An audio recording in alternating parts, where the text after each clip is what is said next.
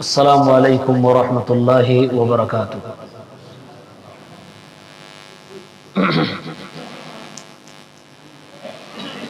ان الحمد للہ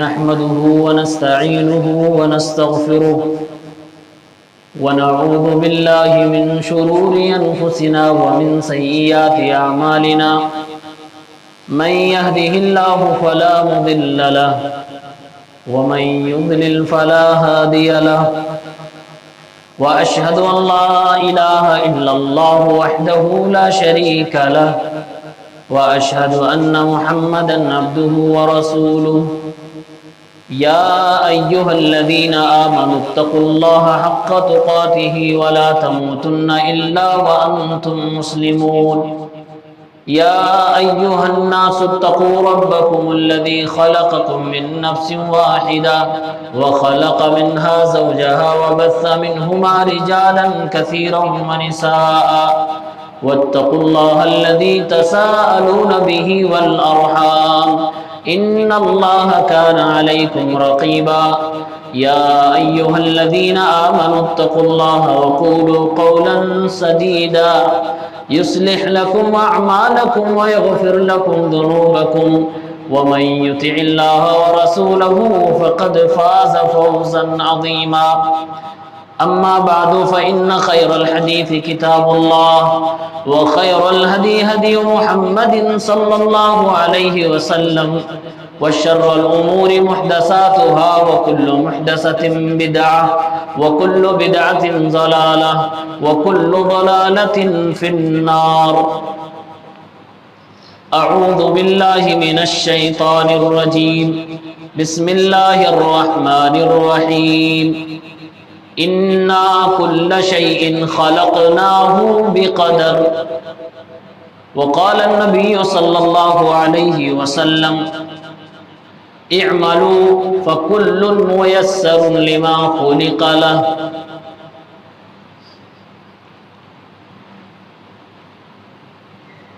قابل قدر علماء کرام،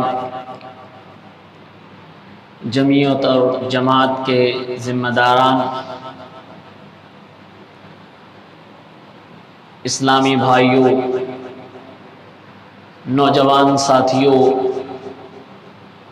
عزیز بچوں، پردہ نشین ماں اور بہنوں،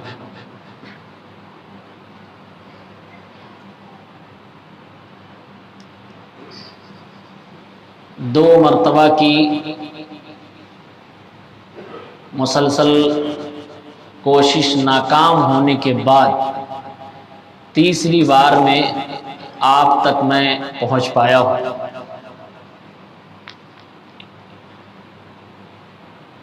اس سے پہلے دو بار یہاں آنے کی دعوت ملی یا کچھ سگنگاہٹ سنائی دی، پھر بعد میں بات ختم ہوئی اور نہ آ سکا۔ حالانکہ یہاں کے لوگ بھی چاہتے تھے کہ پروگرام ہو، میں بھی چاہتا تھا دلی طور سے کہ رحیم آباد میں پروگرام ہو، لیکن اللہ نہیں چاہتا تھا، اس لیے نہیں ہوا۔ یہی تقدیر ہے اور میرا موضوع بھی آج یہی ہے۔ حضرات گرامی، یقیناً علماء کرام اچھی طرح سے اس بات کو سمجھتے ہیں، یہ موضوع جتنا سمجھنا مشکل ہے اس سے کئی گنا زیادہ مشکل ہے سمجھانا، کیونکہ آپ کتابیں پڑھ پڑھ کے ہو سکتا ہے دل میں اطمینان پیدا ہو جائے، تقدیر کو آپ سمجھ جائے، لیکن سمجھائیں گے کیسے؟ آپ نے ہزاروں صفحات پڑھے، کئی علماء کو سنا، کئی اساتذہ سے پڑھا، تب جا کے آپ کو جو ایمان ملا ہے وہ ایمان آپ آدھے گھنٹے میں کیسے ڈیلیور کریں اور کس آسانی سے کریں کہ یہ پیچیدہ مسئلہ آسان ہو جائے اور سب کچھ سمجھ میں آ جائے۔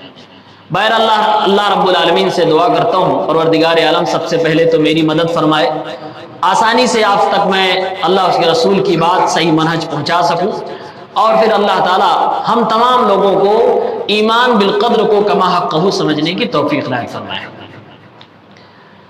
تقدیر کے مسئلے کو سمجھنے سے پہلے ایک بنیادی بات سمجھ لیں، اور وہ تقدیر کے مسئلے کو جہاں آپ دل و دماغ میں جگہ دے رہے ہیں اس کی ہیڈ لائن پہ لکھ دیں، اور وہ بات یہ ہے کہ اللہ عز و جل اپنے بندوں کے ساتھ ذرہ برابر بھی ظلم کرنے والا نہیں ہے۔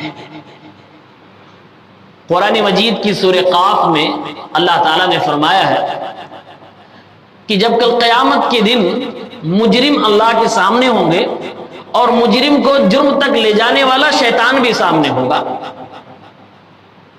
مجرم سے پوچھ گچھ چالو ہوگی، سوالات ہونے لگیں گے۔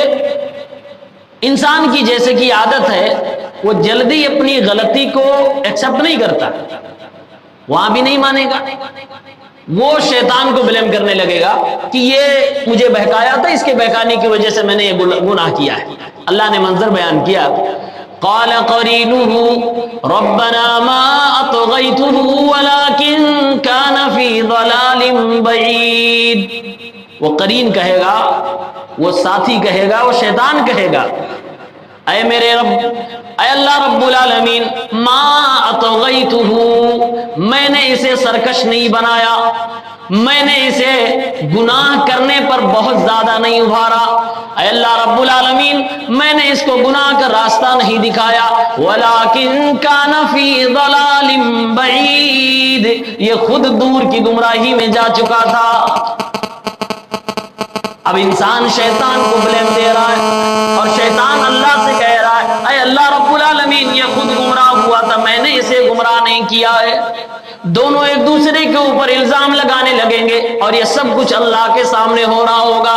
اللہ فرمائے گا قال لا تختصموا لدي وقد قدمت الیکم بالوعید، میرے سامنے لڑنا جھگڑنا بند کرو، میں نے تو تم دونوں کو پہلے ہی یہ سب کچھ بتا دیا تھا کہ کس جرم میں کون سی سزا دینے والا ہوں، کن باتوں سے میں خوش ہونے والا ہوں، کن باتوں سے میں ناراض ہونے والا ہوں۔ ما يبدل القول لدي وما انا بظلام للعبید، جو پہلے میں نے تم کو اصول و ضوابط بتا دیے تھے، اپنی کتاب قرآن مجید دے کر بھیج کر بتایا تھا، اپنے پیغمبروں کو بھیج کر بتایا تھا، اپنے پیغمبروں کے جانشین کو بھیج کر بتایا تھا، آج بھی وہی اصول و ضوابط کام کریں گے۔ ما يبدل القول لدي، میرے یہاں باتیں بدلی نہیں جاتی، وما انا بظلام للعبید، اور خبردار خبردار اے میرے بندوں، کبھی دل و دماغ میں یہ بات نہ لانا کہ تمہارا رب کسی بھی بندے کے ساتھ ظلم کرے گا، تمہارا رب اپنے بندوں کے ساتھ ذرہ برابر بھی ظلم کرنے والا نہیں۔ علماء جانتے ہیں ظلام یہ مبالغے کا صیغہ ہے، اس کا معنی ہوتا ہے کہ اللہ ذرہ برابر کسی کے اوپر ظلم کرنے والا نہیں ہے۔ اللہ کسی پر جب ظلم نہیں کرے گا تو ظاہر سی بات ہے اللہ تعالیٰ نے جو بھی تقدیر میں لکھا ہے وہ انصاف کے ساتھ لکھا ہے۔ اب جن لوگوں کی تقدیر میں ساری کی ساری چیزیں اچھی ہوتی ہیں، دنیا میں خوشیاں ملتی جاتی ہیں، کامیابیاں ملتی جاتی ہیں، ایسے لوگ تقدیر کی شکایت نہیں کرتے۔ ایسے لوگوں کے اندر قارونیت آ جاتی ہے اور اللہ رب العالمین کے فضل سے جو چیزیں ان کو ملتی چلی جاتی ہیں، وہ ھذا من فضل ربی کہنے کے بجائے کہتے ہیں ھذا من عندی، یہ تو میرے بازوؤں کی طاقت ہے۔ جن کو نقصان ہونے لگتا ہے وہی لوگ تقدیر کا رونے لگتے ہیں اور اپنے آپ کو کلین چٹ دیتے ہوئے کہتے ہیں میری کوئی غلطی نہیں تھی، میرے تقدیر ہی میں برا لکھا تھا، اس لیے میرے ساتھ ایسا ہو گیا۔ اللہ فرما رہا میں نے کسی کے اوپر ظلم نہیں کیا ہے۔ تو یہ بات دماغ میں رہے کہ اللہ کسی کے اوپر ظلم نہیں کرنے والا ہے۔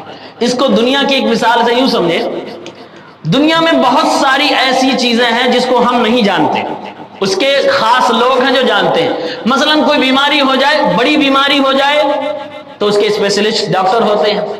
اب ہمیں ہاسپٹل کے اندر بھرتی ہو جائے، ڈاکٹر اپنی مرضی سے مجھے بتائے بغیر کہ یہ کون سی دوا ہے، کون سا انجیکشن ہے اور اس کے کیا فارمولے، کیا کام کرنے والی ہے، یہ سب کچھ بھی نہیں ہم کو بتاتا اور آ کر انجیکشن لگاتا چلا جاتا ہے۔ ہم اور آپ ڈاکٹر سے سوال نہیں کرتے۔ اسی طریقے سے دنیا کے ہر پروفیشن میں دیکھیے، جہاں پر خصوصیات کے ماہرین پائے جاتے ہیں وہ اپنے اپنے حساب سے کام کر رہے ہوتے ہیں، ہم لوگ ان سے سوال نہیں کرتے، بلکہ تو ہم اسپتالوں میں جا کر ڈاکٹر डॉक्टर से कहते हैं डॉक्टर साहब जो भी बन पड़े जैसे भी आपको इलाज करना हो करिए, हमें अपना मरीज शिफायाब चाहिए, ये ठीक हो जाए तंदुरुस्त हो जाए, मुझे बस इसी से लेना देना, बाकी आप जाने। ये जुमला क्या है? मतलब आपने डॉक्टर पर भरोसा इसलिए कर लिया क्योंकि डॉक्टर के पास इल्म है। अगर डॉक्टर इल्म के साथ साथ रहमदिल भी है तो आपका भरोसा और बढ़ जाएगा।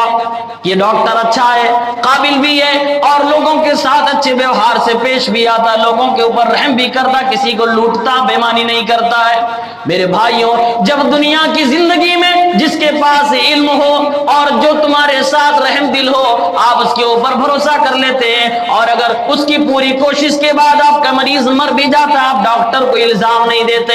इससे कई गुना ज्यादा बड़ी मिसाल से अल्लाह रब्बुल आलमीन को समझने की कोशिश करो। वो अल्लाह रब्बुल आलमीन हकीम भी है, वो अल्लाह रब्बुल आलमीन अलीम भी है, वो अल्लाह ताला सब कुछ जानने वाला भी है, और वो अल्लाह ताला हमारी तकदीरों को लिखने वाला भी है। सबसे बड़ी बात वमा अना बिज़ल्लामिल लिल अबीद, अल्लाह फरमा रहा है मैं अपने बंदों पे जुल्म नहीं करता, यानी अल्लाह इंसाफ भी करने वाला, अल्लाह रब्बुल आलमीन जानने वाला भी है, अल्लाह ताला हमारे तई रहमदिल भी है। ये सारी चीजें होने के बावजूद अब अगर बंदा कहे अय अल्लाह ताला तूने मेरी तकदीर में नाइंसाफी के साथ ये चीज लिख दी, गोया कि इंसान गलत पे है अल्लाह नहीं गलत पे,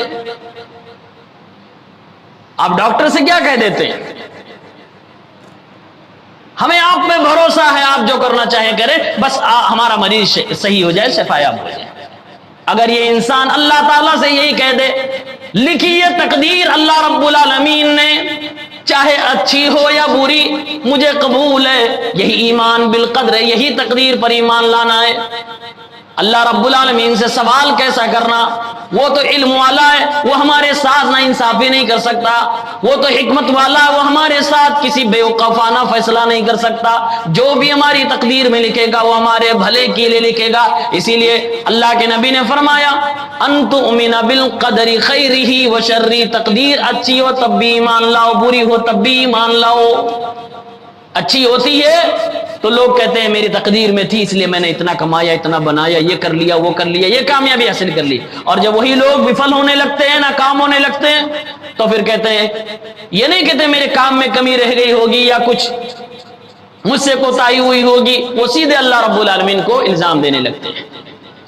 तो ये तमहीदी बात समझ आ जाए। और दूसरे नुक्ते की बात यह है, आज दुनिया में तकदीर के मसले में बड़ी गुमराहियां है, और आज ही नहीं है, ये बहुत जमाना पहले शुरुआत ही से इस बाब में बहुत सारे लोग गुमराह होने लगे थे। आज दुनिया के ऊपर अगर आप सर्वे करें तकदीर के मामले में लोगों की सोच क्या है, तो आपको मिलेगा साइंस वाले साइंसदां कहते हैं दुनिया में कोई चीज तकदीर नाम की चीज नहीं है, ओनली कॉज एंड इफेक्ट, दुनिया में बस सबब है या तो कोई रिएक्शन है किसी का, बस ऐसे ही हो रहा है, इसमें कोई तकदीर का कोई रोल नहीं है। और कहते हैं there is no creator in this world, दुनिया में कोई खालिक है ही नहीं, तकदीर नाम की कोई चीज नहीं है। ये बहुत ज्यादा जो अपने आप को पढ़े लिखे मान रहे हैं साइंसदान, ये तकदीर नहीं मानते। दुनिया में बहुत सारे लोग ऐसे हैं जो कहते हैं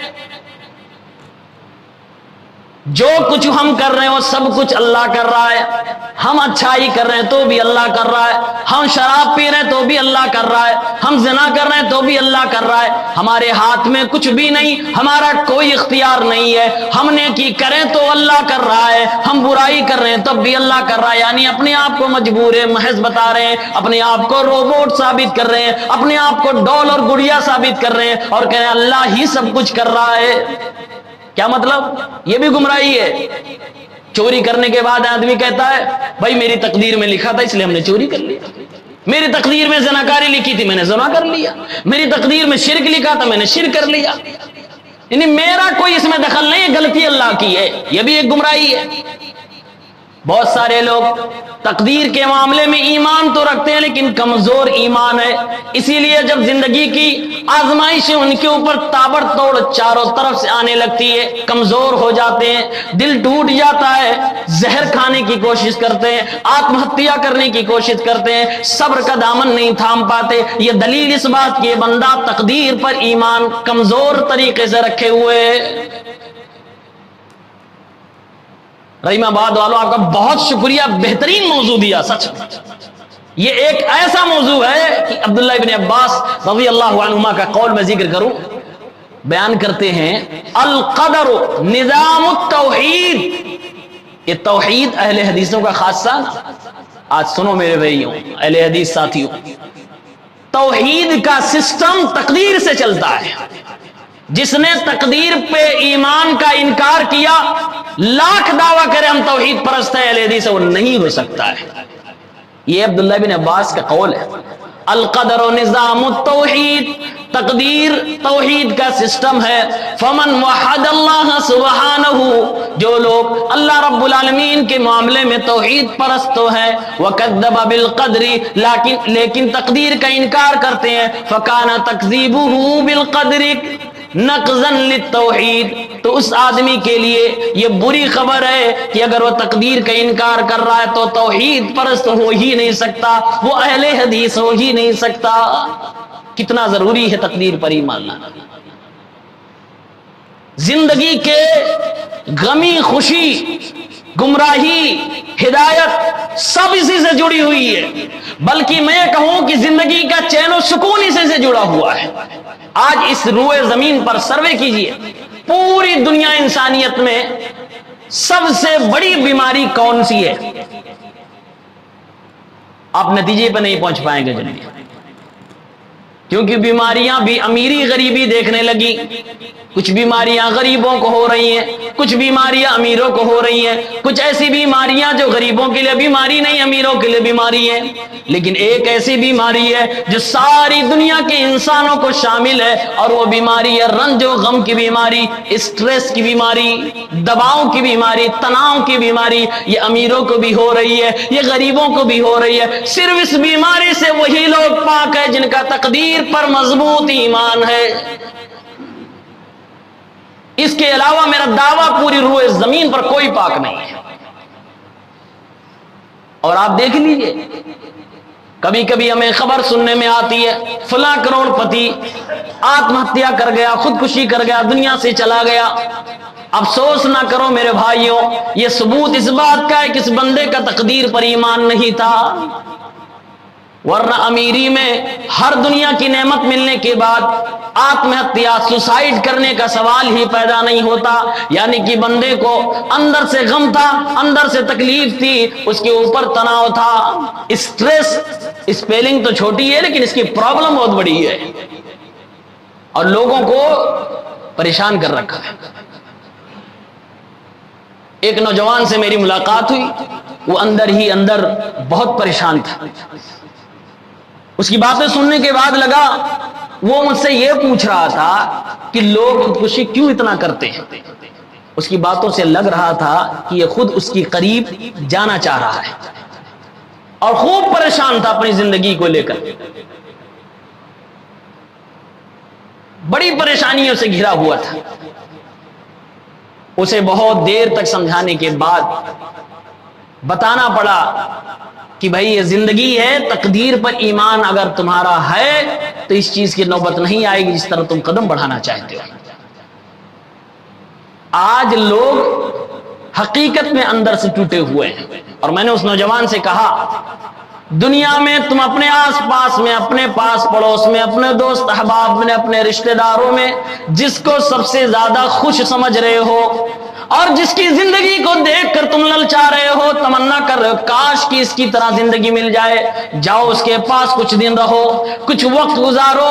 جس دن اس نے منہ کھولا تمہیں معلوم ہوگا یہ بھی خود مصیبت میں، پریشانی میں، غم میں ہے۔ دنیا میں ہر شخص غموں سے گھرا ہوا ہے، کوئی بھی دنیا میں ایسا نہیں جو بے غم ہو۔ بیگم والے سب ہیں لیکن بیگم کوئی نہیں ہے۔ ہاں، ایک بیگم ہے، ایک بیگم ہے، اور بیگم بننے نہیں دیتی ہے، وہ غم دیتی رہتی ہے۔ تقدیر کا مسئلہ بڑا حساس ہے۔ اس باب میں گمراہی صحابہ کرام کے دور سے ہی شروع ہو گئی تھی۔ آئیے ایک حدیث آپ کو سناتا ہوں، صحیح مسلم میں کتاب الایمان کی حدیث نمبر 8 ہے۔ ایک تابعی ہے یحییٰ ابن یعمر، اور ایک دوسرے تابعی ہیں جن کا نام ہے حمید بن عبد الرحمن الحمیری. یہ دونوں بصرہ کے اندر رہتے تھے. بصرہ مکہ سے 1520 کلومیٹر تقریباً ہے, 1550 کلومیٹر تقریباً ہے. بصرہ کے اندر ایک شخص پیدا ہوتا ہے جس کا نام ہے معبد الجہنی. یحییٰ ابن یعمر کہتے ہیں, صحیح مسلم کی روایت ہے, کان اول من قال بالقدر فی البصرہ معبد الجہنی. بصرہ کی سرزمین پر سب سے پہلے تقدیر کے بارے میں بکواس جس نے کی, جس نے انکار کیا, وہ معبد الجہنی ہے. حضرت یحییٰ بیان کرتے ہیں کہ جب ہم نے اپنے شہر کے اندر تقدیر کے باب میں گمراہی کو پھیلتے ہوئے دیکھا, ملاقات کی حمید سے, اور پھر ہم دونوں نے فیصلہ کیا چلو کسی عالم سے اس کے بارے میں پوچھتے ہیں. دونوں بندے بصرہ سے نکلتے ہیں اور مکہ کی طرف سفر کرتے ہیں. کہتے ہیں حج کے ارادے سے یا عمرے کے ارادے سے لوگ مکہ گئے. مکہ میں پہنچ گئے. 1550 کلومیٹر کی دوری طے کرنے کے بعد دونوں تابعی مکہ کے اندر پہنچتے ہیں, اور مکے کے اندر جانے کے بعد ان دونوں کی نگاہیں صحابی کو تلاش کر رہی ہیں. فرماتے ہیں حضرت یحییٰ, ہم آپس میں بات کر رہے ہیں, لو لقینا احدا من اصحاب رسول اللہ صلی اللہ علیہ وسلم فسألناہ عما یقول ہؤلاء فی القدر, کاش کی ہم اللہ کے نبی کے صحابہ کرام میں سے کسی صحابی سے ملاقات کر لیتے تو جو آج ہمارے شہر کے اندر گمراہی پھیلی ہوئی ہے ان گمراہوں کے بارے میں اس صحابی سے پوچھ لیتے.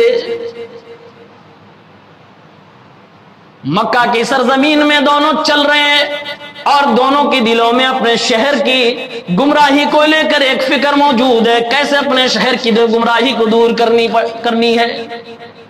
کہتے ہیں اتنے میں میری نظر عبداللہ ابن عمر رضی اللہ تعالی عنہما پہ پڑی. حضرت عمر ابن خطاب کے صاحبزادے حضرت عبداللہ پہ پڑی. ایک جلیل القدر صحابی, ایک علم والا, اللہ کے نبی صلی اللہ علیہ وسلم کے پیارے صحابی حضرت عبداللہ ابن عمر کو جیسے ہی دونوں تابعی دیکھتے ہیں دوڑ پڑتے ہیں. صحیح مسلم کے الفاظ ہیں کہ دونوں تابعی کہتے ہیں ہم دونوں دائیں بائیں ہو گئے, ایک دائیں طرف لٹک گیا ایک بائیں طرف لٹک گیا, اور ساتھ ساتھ میں ہم چلنے لگے اور ان کے لیے ہم گویا کہ سایہ بن گئے. ہم لوگ پوچھنا شروع کر دیتے ہیں. حضرت یحییٰ کہتے ہیں میں خود بولنا شروع کرتا ہوں, اور میں نے عرض کیا اے عبداللہ ابن عمر, ہمارے شہر کے اندر ایک شخص ہے معبد الجہنی کے نام سے, اور اس نے تقدیر کے بارے میں بکواس کرنا شروع کر دیا ہے. وہ تو کہتا ان الامر انف واللہ قدر واللہ قدر وان الامر انف, تقدیر وقدیر کوئی چیز نہیں ہوتی ہے. جو بھی معاملات دنیا میں ہو رہے ہیں, جو کچھ بھی دنیا میں ہو رہا وہ خود بخود ہو رہا ہے. اللہ رب العالمین کو کسی چیز کا پہلے سے علم نہیں ہوتا, جب بندے کر دیتے ہیں تب اللہ کو علم ہوتا ہے. تقدیر کے معاملے میں ایسی ایسی بات ہمارے شہر میں کہی جا رہی ہے. اور اس تابعی نے یہ بھی بتایا عبداللہ ابن عمر سے, اے عبداللہ ابن عمر, یہ حرکت جو لوگ کر رہے ہیں وہ نمازیں بھی پڑھتے ہیں, وہ اللہ والے بھی اپنے آپ کو بتلاتے ہیں, وہ اسلام سے جڑے ہوئے بھی اپنے آپ کو دکھلاتے ہیں, لیکن ان لوگوں نے تقدیر کے بارے میں ایسی ایسی بات کہی ہے. ہم آپ سے پوچھنے کے لیے آئے ہیں یہ اس تعلق سے آپ کیا فرماتے ہیں. عبداللہ ابن عمر نے فوراً قسم کھائی اور کہنے لگے فَإِذَا لَقِيتَ أُولَئِكَ, جب جاؤ اپنے شہر بصرہ میں اور ایسے لوگوں سے تمہاری ملاقات ہو جائے, تو عبداللہ ابن عمر اللہ رب العالمین کی قسم کھا کے کہتا ہے کہ ان لوگوں سے کہنا انی بری منہم, اللہ کے نبی کا پیارا صحابی ان سے برات کا اعلان کرتا ہے, وانہم براء منی, اور وہ لوگ مجھ سے برات کا اعلان کریں, ان کا نہ ہم سے کوئی تعلق ہے نہ میرا ان سے کوئی تعلق ہے. عبداللہ ابن عمر قسم کھانے کے بعد کہتے ہیں لو ان لاحدہم مثل احد ذھبا, اگر ان میں سے کسی کے پاس احد پہاڑ کے برابر بھی سونا ہو جائے, فانفقہ, اور وہ اللہ کے راستے میں خرچ کر دے, ما قبل اللہ منہم, اللہ رب العالمین ان کے کسی بھی صدقہ و خیرات کو قبول نہ کرے گا, حتی یؤمن بالقدر, جب تک کی تقدیر پر مکمل طریقے سے ایمان نہ لے آئے. اب ذرا عبداللہ ابن عمر رضی اللہ تعالیٰ عنہ کی سختی کو دیکھے، احد پہاڑ کو مثال میں دے رہے ہیں، اور یہ نہیں کہہ رہے احد پہاڑ کے برابر غلہ صدقہ دیں، کہا احد پہاڑ کے برابر سونا خرچ کر دیں اللہ کی راہ میں، اگر تقدیر پر ایمان صحیح نہیں ہے تو اللہ قبول نہ فرمائے گا، اس لیے کہ وہ شخص مسلمان ہی نہیں مانا جائے گا جس کا تقدیر پر ایمان نہ ہو، اور اللہ کافروں سے احد پہاڑ کے زمین و آسمان بھر کے اگر کوئی کافر اللہ کی راہ میں خرچ کرے اللہ قبول نہیں کرے گا۔ احد پہاڑ کی جو مثال دی گئی ہے وہ ایک ناممکن سی مثال ہے، تقریباً ساری دنیا کے سونے اگر ملا دیے جائیں تب بھی احد پہاڑ کے برابر سونا جمع نہیں کر سکتے۔ ابن عمر رضی اللہ تعالیٰ عنہ نے کہا اگر اتنا سونا یہ لوگ جمع کر دیں اور صدقہ کریں اللہ کی راہ میں اللہ قبول نہیں فرمائے گا۔ اور پھر عبداللہ ابن عمر رضی اللہ عنہ نے اللہ کے نبی کی حدیث سنائی آگے، کہا او یحییٰ ابن عمر میں اتنی تاکید سے تقدیر کے باب میں اس لیے بول رہا ہوں کہ میں نے خود اپنے باپ حضرت عمر سے سنا ہے، وہ حدیث جبرائیل بیان کر رہے تھے کہ اللہ کے نبی صلی اللہ علیہ وسلم کے پاس ایک بار ایک اجنبی شخص آیا جس کے اوپر سفر کے نشانات نہیں تھے، اور اس نے اللہ کے نبی سے ایمان کے بارے میں پوچھا، تو اللہ کے نبی سے ایمان کے بارے میں جب پوچھا گیا تو وہ اس میں یہ بھی ذکر کیا گیا ایمان کا اہم حصہ ہے وَأَن تُؤْمِنَ بِالْقَدَرِ خَيْرِهِ وَشَرِّهِ، کہ ایمان اس وقت تک مکمل نہیں ہوتا جب تک انسان تقدیر کی اچھائی اور برائی پر ایمان نہ لے آئے۔ حدیث جبریل اپنی دلیل کے طور پر پیش کیا، یہ حدیث صحیح مسلم کی کتاب الایمان حدیث نمبر 8 میں موجود۔ میرے نوجوان ساتھیوں اس حدیث کو غور سنو، کچھ باتیں میں عرض کرنے جا رہا ہوں۔ پہلی چیز، یحییٰ ابن یعمر تابعی ہیں، وہ بیان کرتے ہیں کہ بصرہ کے اندر سب سے پہلے تقدیر کے باب میں بکواس جس نے کی وہ معبد الجہنی ہے، یعنی بائی نیم کسی ایک گمراہ شخص کا تذکرہ حضرت یحییٰ نے کیا ہے۔ معلوم یہ ہوا جو شخص گمراہ ہو اس کو بائی نیم آپ بیان کر سکتے ہو، اس کی گمراہی کو بیان کر سکتے ہو۔ اور دوسری چیز یہ معلوم ہوئی شریعت کی نگاہ میں جو اسلام غیبت کے خلاف بہت سخت اسٹینڈ لیتا ہے، ہمارے تابعین ہمارے اسلاف شریعت کے باب میں اور شریعت کی حفاظت کے لیے کسی انسان کی گمراہی کے بیان کرنے کو غیبت کے باب میں شمار نہیں کرتے تھے، اسے غیبت نہیں مانتے تھے۔ وہ بصرہ سے چل کے آئے اور کہا، ایک نام لے کر کہا معبد الجہنی ایک شخص ہے جو تقدیر کے باب میں اس طرح کی بکواس کرتا۔ معلوم یہ ہوا آج اگر دنیا کی کسی کونے میں، امریکہ میں، پاکستان میں، سعودی عرب میں اور قطر کے اندر، دنیا کے کسی بھی کونے میں، کسی بھی شہر میں، کسی بھی کمرے کے اندر، کسی بھی اکیڈمی کے اندر اگر کوئی انسان گمراہی پھیلا رہا ہے تو ہمارا اور آپ کا حق ہے اپنی شریعت کی حفاظت کے لیے، اپنے دین کی حفاظت کے لیے بائی نیم اس آدمی کے اوپر رد ہونا چاہیے۔ یہ ہمارے اسلاف کا طریقہ ہے۔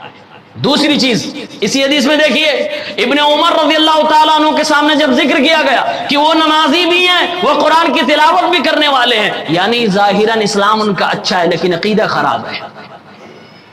ابن عمر رضی اللہ تعالیٰ عنہما دھوکہ کھائے ان کی نماز سے، ان کی عبادات سے، ان کے ذکر خیر سے نہیں، عقیدے پہ فوکس کیا اور کہا نبی کے صحابی کا کوئی واسطہ ایسے بندے سے نہیں جس کا عقیدہ خراب ہو، اور فوراً برات کا اعلان کر لیا۔ معلوم یہ ہوا دنیا میں آج جو شخص گمراہی پھیلا رہا ہو اور گمراہ ہو اور سخت قسم کا بدعتی ہو، سچے اہل سنت والجماعت اور پکے اہل حدیث کی ذمہ داری ہے کہ اس سے برات کا اعلان کرے۔ ہمارے نبی صلی اللہ علیہ وسلم کے پیارے صحابی عبداللہ بن عمر رضی اللہ تعالیٰ عنہما کا یہ منہج ہے۔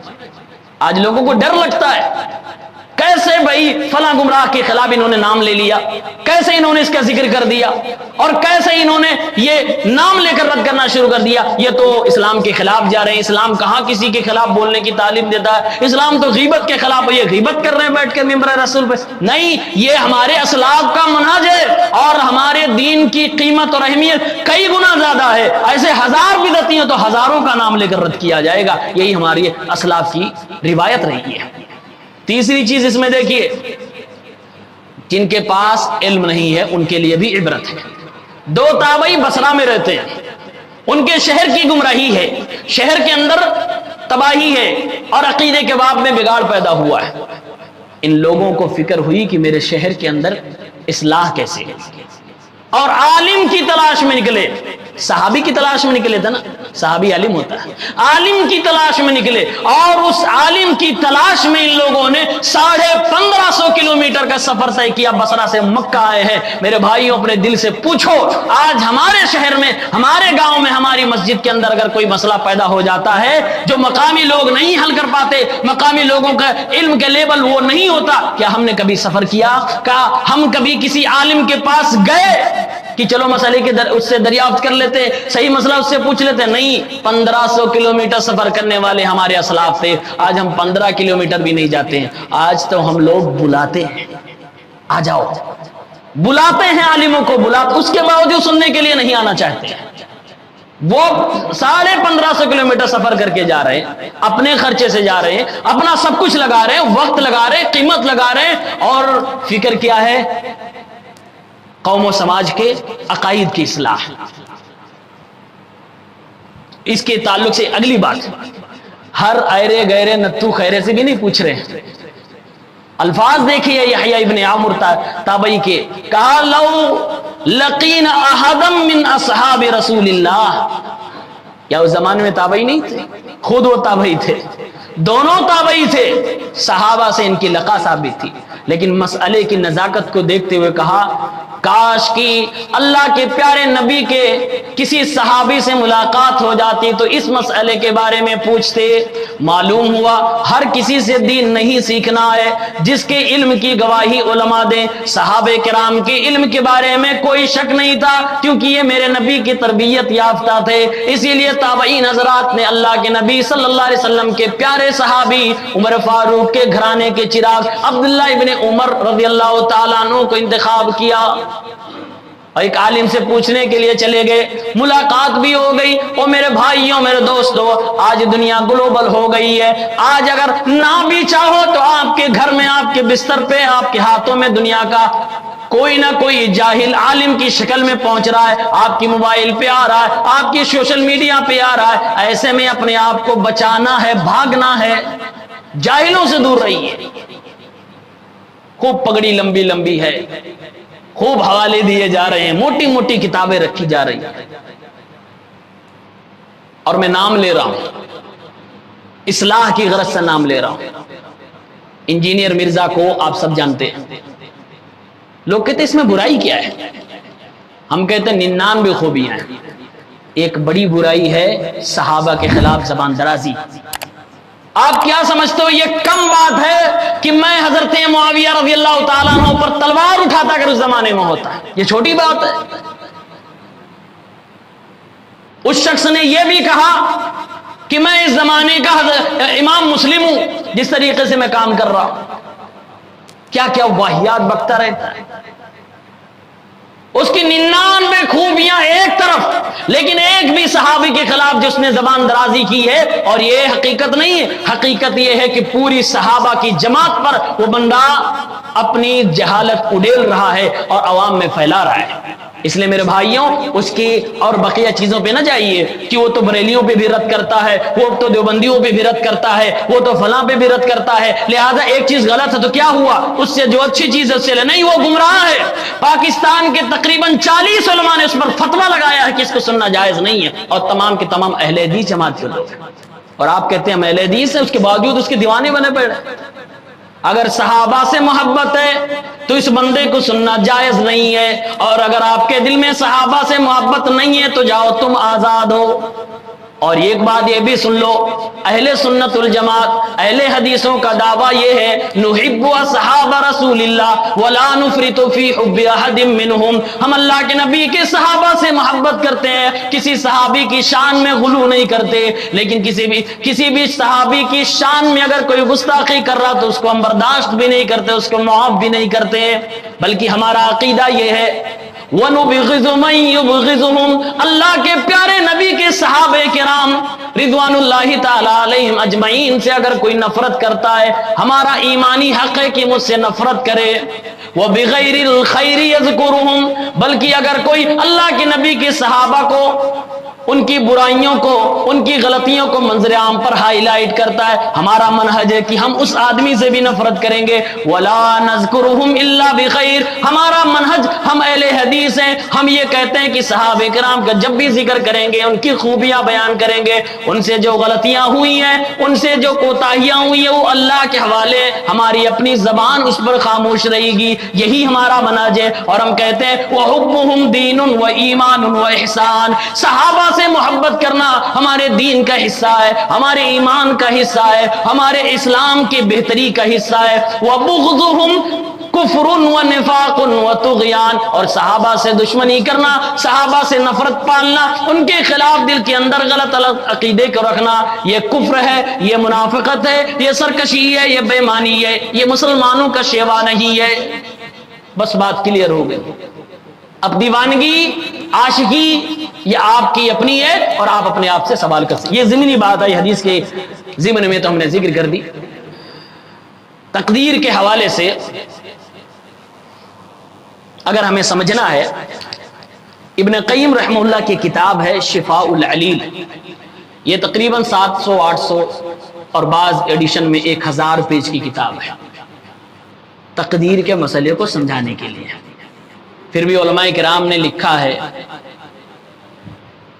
مکمل حق نہیں ادا ہوا۔ علماء کرام نے تقدیر کے مسئلے کو سمجھانے کے لیے اس کے 4 لیول بتائے، 4 مراتب بتائے، کہا یہی عوام کو سمجھایا جائے، اسی بات کو سمجھ لیا جائے تو سمجھو کہ تقدیر پہ ایمان لے آئے۔ تو آئیے وہ 4 مراتب آپ کے سامنے میں ذکر کرتا ہوں۔ نمبر 1، پہلا لیول تقدیر کا جس پہ ہمیں ایمان رکھنا ہے، پہلا لیول یہ ہے کہ ہمارا ایمان ہونا چاہیے کہ شروع سے لے کر، ازل سے لے کر ہمیشہ تک کے لیے تفصیلی علم اللہ رب العالمین کو حاصل ہے۔ ہر چیز کے بارے میں، ذرے ذرے کے بارے میں، ہر چیز کے بارے میں رب العالمین کو ازل سے لے کر تفصیلاً معلوم ہے۔ کسی بھی چیز کے بارے میں ہم یہ نہیں کہہ سکتے کہ اللہ رب العالمین کو اس بارے میں نہیں معلوم تھا۔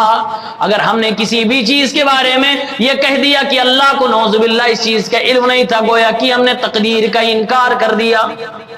معبد الجہنی جس کا میں نے تذکرہ کیا، وہ اسی چیز کا انکار کر رہا تھا۔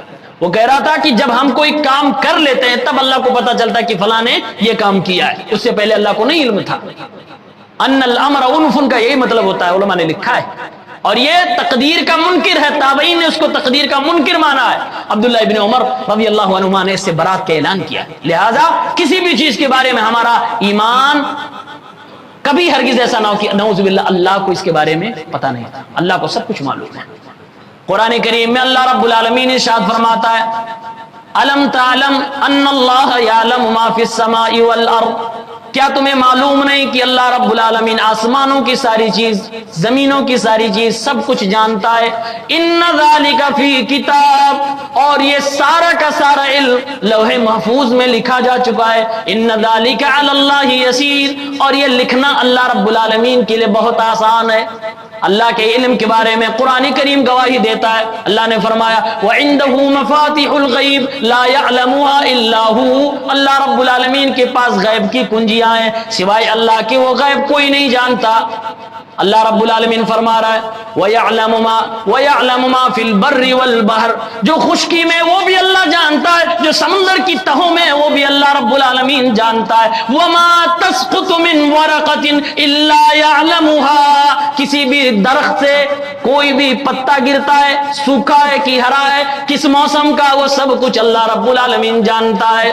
اور اللہ فرما رہا ہے وَلَا حَبَّةٍ فِي ظُلُمَاتِ الْأَرْضِ وَلَا رَطْبٍ وَلَا یابس الا فی کتاب مبین، زمین کی تہوں میں کسان نے کون سی بیج ڈالی ہے، کس چیز کو اگانا چاہتا ہے، وہ رب العالمین زمین کی اندھیروں کی چیزوں کو بھی جاننے والا ہے۔ وہ اللہ تعالیٰ ہر سوکھی چیز کو بھی، ہر گیلی چیز کو بھی، ہر چیز کو اللہ جاننے والا ہے، اور صرف جانتا ہی نہیں ہے، فی کتاب مبین، سب کو اللہ نے لوح محفوظ میں لکھ رکھا ہے۔ میرے بھائیوں، رحیم آباد والوں، یا آپ کا علاقہ تو باغات کا علاقہ ہے، آپ ذرا سوچو ایک باغ میں کتنے پتے ہوں گے؟ ایک درخت کے پتے کبھی ہم نہ گن نہ سکے، زندگی 40-50 سال ہم نے لگا دی باغات میں آم کی کھیتی کرنے میں، لیکن کبھی بھی ایک درخت کے پتے نہیں گنے ہوں گے، نہ گن سکتے ہیں، بلکہ ایک ٹہنی کی، ایک ڈالی کی بھی ہم نے کبھی پتے نہ گن سکے ہوں گے۔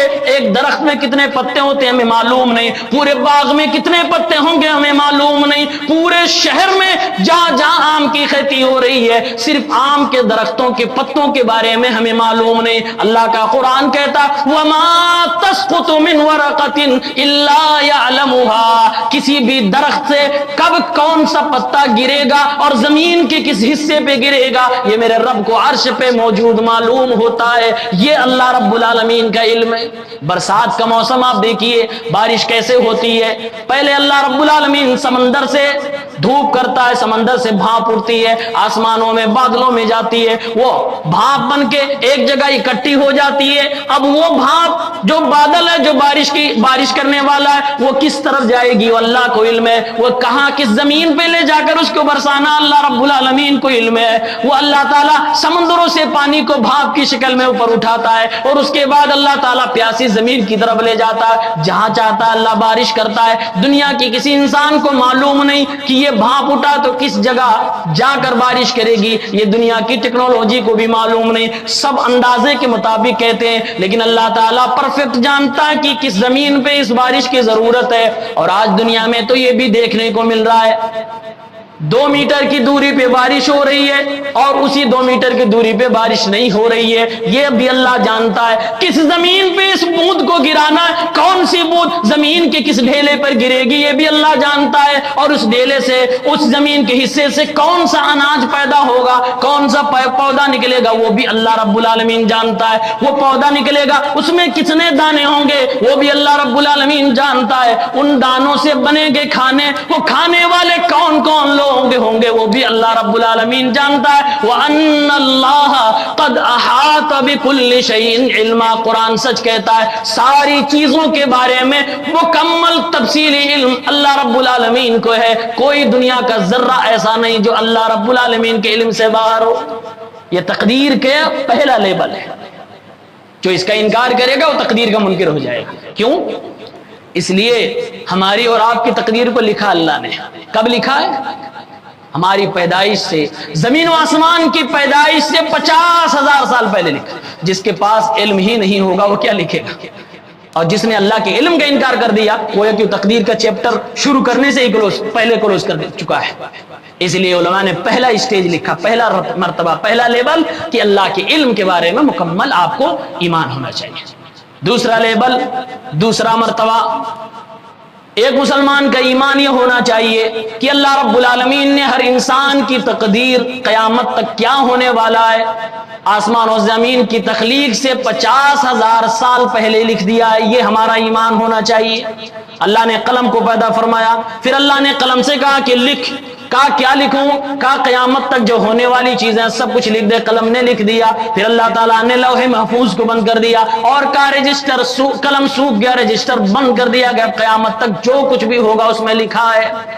اور یقین مانیے آپ کا یہاں بیٹھنا، میرا یہاں آنا، آپ کے یہاں ناشتہ کرنا، یہ پانی کا گلاس پینا کہ نہیں پینا وہ بھی اللہ کے لوح محفوظ میں لکھا ہے۔ سب کچھ اللہ کے لوح محفوظ میں، کچھ بھی باہر اس سے نہیں۔ سوال اعتراض لوگ اس جگہ پہ کرتے ہیں، کہتے ہیں بھائی جب ساری چیز تقدیر میں لکھی جا چکی ہے تو اگر ہم نے چوری کر لی تو ہماری کیا غلطی ہے؟ تو پہلے سے اللہ نے لکھ رکھا ہے۔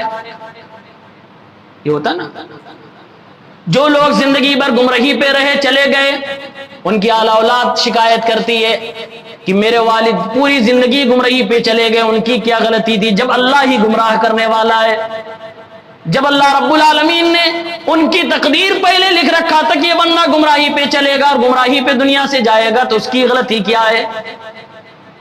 اللہ رب العالمین کسی بندے کو کیوں گمراہ کرتا ہے؟ اور کوئی بندہ جب گناہ کرتا ہے وہ بھی تقدیر میں لکھا ہوا، پہلے سے لکھا ہوا، کیسے یہ سب چل رہا ہے؟ اس کو سمجھنے کے لیے بس ایک نقطہ سمجھیے۔ قرآن میں اللہ تعالیٰ نے فرمایا ہے قل ان اللہ یضل من یشاء، اے میرے پیغمبر کہہ دیجئے اللہ جسے چاہتا ہے گمراہ کرتا ہے، وَيَهْدِي إِلَيْهِ مَنْ أَنَابَ، اور اللہ تعالیٰ اسے ہدایت دیتا جو اس کی طرف آتا ہے، اس کی طرف جھکتا ہے، یعنی اللہ تعالیٰ نے اشارہ دے دیا۔ سچ بات ہے کہ میں ہدایت بھی دیتا ہوں، میں گمراہ بھی کرتا ہوں، لیکن ایسا نہیں ہے کہ میں ایک ہی طریقے سے سب کو گمراہ کر دیتا ہوں۔ اللہ فرما رہا ہے میں نے انسانوں کو آزادی بھی دے رکھی ہے، میں نے انسانوں کو مشیت بھی دے رکھی ہے، اختیار بھی دے رکھا ہے، تھوڑا ہلنے ڈلنے کا میں نے ان کو اختیار بھی دے رکھا ہے۔ اللہ فرماتا ہے وَيَهْدِي إِلَيْهِ مَنْ أَنَابَ، جو میری طرف جھکتا ہے، جو میری طرف آنے کی کوشش کرتا ہے، میں اسے ہدایت دے دیتا ہوں۔ اب اگر کوئی انسان ہدایت نہیں پا رہا ہے تو رب کعبہ کی قسم ہے وہ آدمی اپنی زندگی میں غور کرے، وہ ہدایت کی طرف قدم نہیں بڑھا رہا، اس لیے اس کو ہدایت نہیں مل رہی ہے، یعنی کہ انسان کو ہدایت کی طرف جانا ہوگا۔ میرا رب تو فرماتا ہے والذین جاہدوا فینا لنہدینہم سبلنا، جو میرے راستے میں کوشش کرتے رہتے ہیں، برابر کوشش کرتے رہتے ہیں، ایک نہ ایک دن ہم انہیں اپنے راستے دکھا دیتے ہیں، اپنا پتہ اسے ضرور دے دیتے ہیں، ہدایت کی کنجی اسے مل جاتی ہے۔ یعنی اگر کوئی انسان یہ شکایت کرے کہ اللہ تعالیٰ مجھے ہدایت کیوں نہیں دے رہا، میں چوری زمانے سے کر رہا ہوں آج بھی چور ہوں، میں پہلے سے بدکار ہوں آج بھی بدکار ہوں، میں پہلے سے شرک پہ ہوں، میں پہلے سے بدعت پہ ہوں آج بھی اسی پہ قائم ہوں، اگر اللہ ہدایت دینے والا ہے تو اللہ نے میری تقدیر میں ہدایت کو کیوں نہیں لکھا؟ اس کا جواب یہ ہے کہ آپ نے کوشش نہیں کی یا آپ کوشش نہیں کر رہے ہیں، اسی لیے اللہ تعالیٰ آپ کو ہدایت نہیں دیتا، کیونکہ اللہ فرما رہا ہے میں ہدایت اسے دیتا ہوں جو کوشش کرتا ہے، جو میری طرف آتا ہے۔ اب سوال یہ ہے، یہ بھی تقدیر میں ہی لکھا ہوا ہے کہ کون کوشش کرے گا کون نہیں کرے گا، یہ بھی اللہ نے لکھ رکھا ہے۔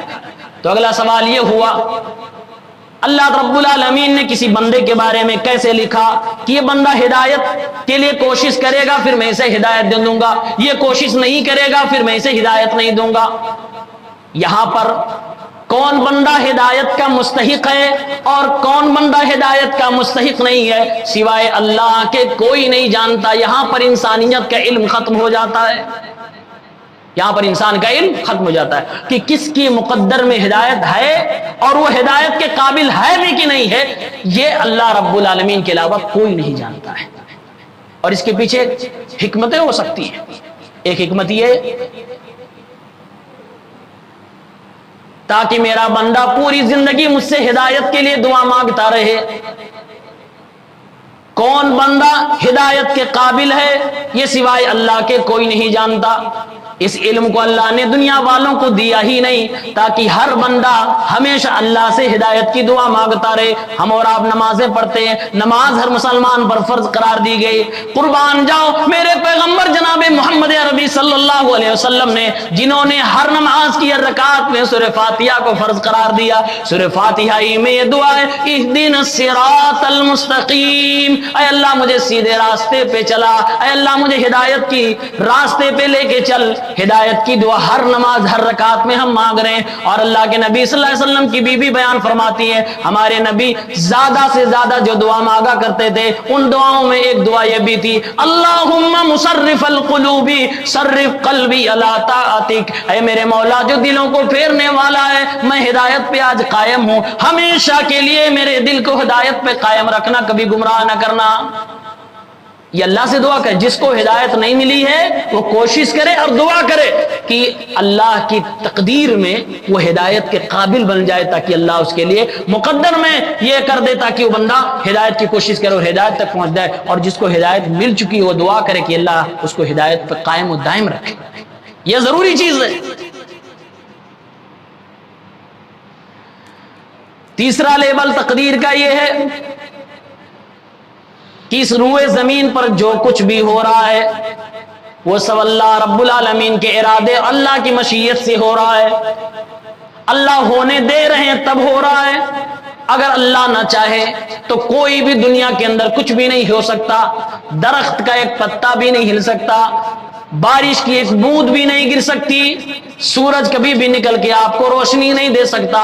اللہ ہونے دے رہا ہے اس لیے ہو رہا ہے۔ قرآن کریم میں اللہ نے سورۃ التکویر میں فرمایا وَمَا تَشَاءُونَ إِلَّا أَن يَشَاءَ اللَّهُ رَبُّ الْعَالَمِينَ،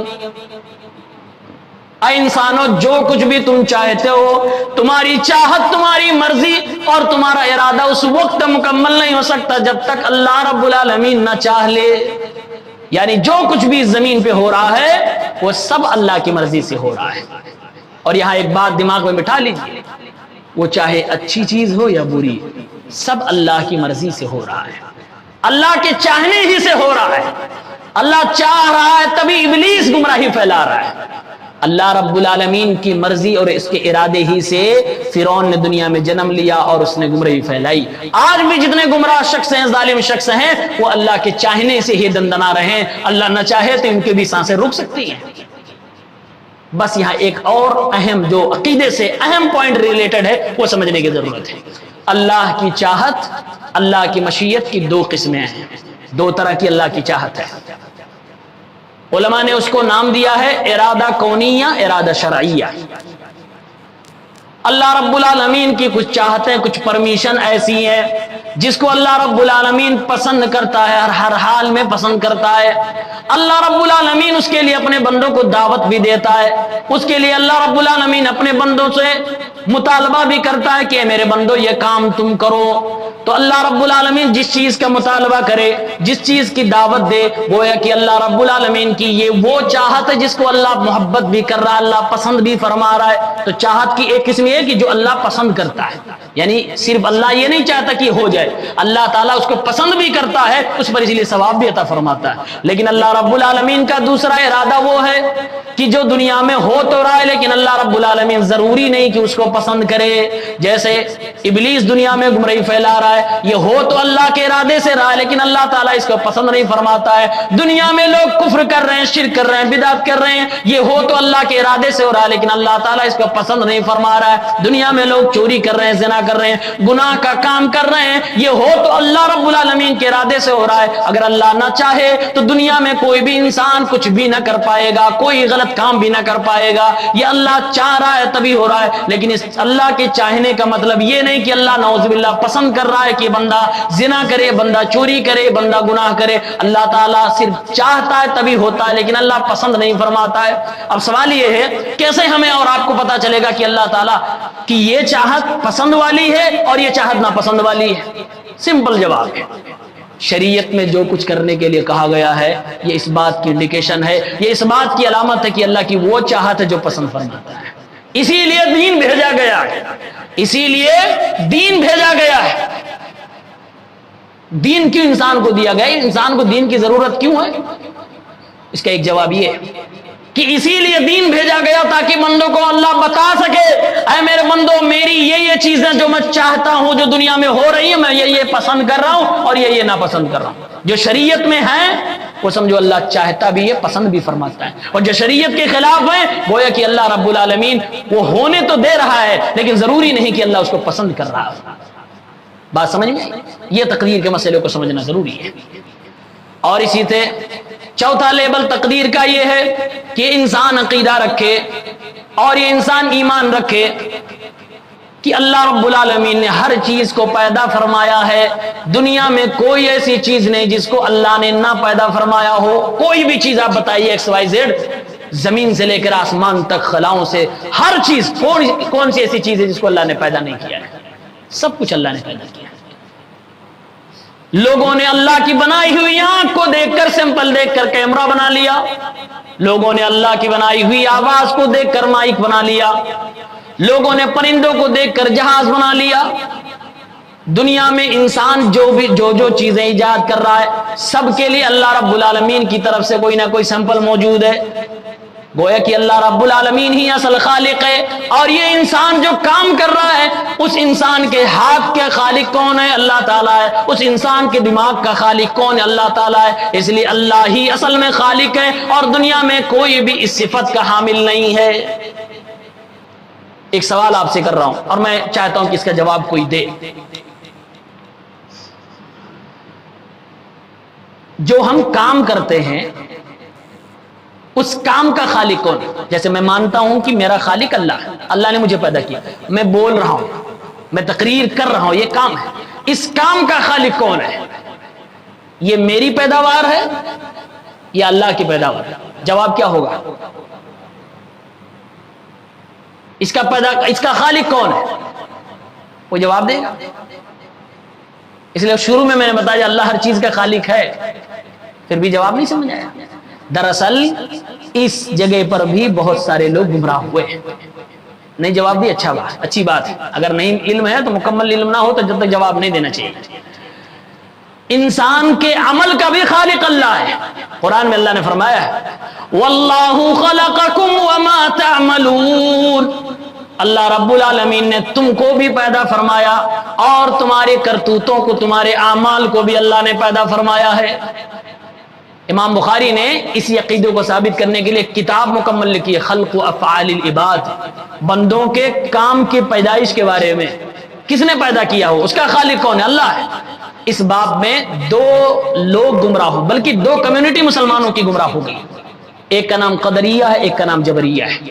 قدریہ لوگ جنہوں نے تقدیر کا انکار کر دیا اور کہتے ہیں ہم یہ مانتے ہیں، وہ قدریہ کہتے ہیں ہم یہ مانتے ہیں کہ اللہ رب العالمین نے ہمیں پیدا کیا، لیکن ہم جو کام کر رہے ہیں اس کے پیدا کرنے والے ہم ہیں، یعنی ہم خالق ہیں، اپنے کاموں کے خالق ہم ہیں. یہ کس نے کہا؟ قدریہ کے لوگوں نے. آپ ذرا بتاؤ اس عقیدے کے اوپر غور کیا جائے تو کیا معلوم ہوگا؟ دنیا میں ہر بندہ خالق بن جائے گا، ہر انسان خالق بن جائے گا، اور ایک بار نہیں جتنے کام کرے گا بار بار وہ خالق کی صفت میں جائے گا. پھر بتاؤ شرک کسے کہتے ہیں؟ اللہ کی صفت میں اپنے آپ کو شریک کرنے والا ہی تو مشرک ہوتا ہے. اس لیے ہمارے اسلاف نے کہا نہیں یہ عقیدہ غلط ہے، بلکہ قرآن کہتا ہے اللہ نے تمہیں پیدا فرمایا اور تمہارے اعمال کو، تمہارے افعال کو بھی اللہ رب العالمین ہی نے پیدا فرمایا. ہم اللہ رب العالمین کی کسی بھی صفت میں کسی کو ساجی و شریک نہیں کر سکتے.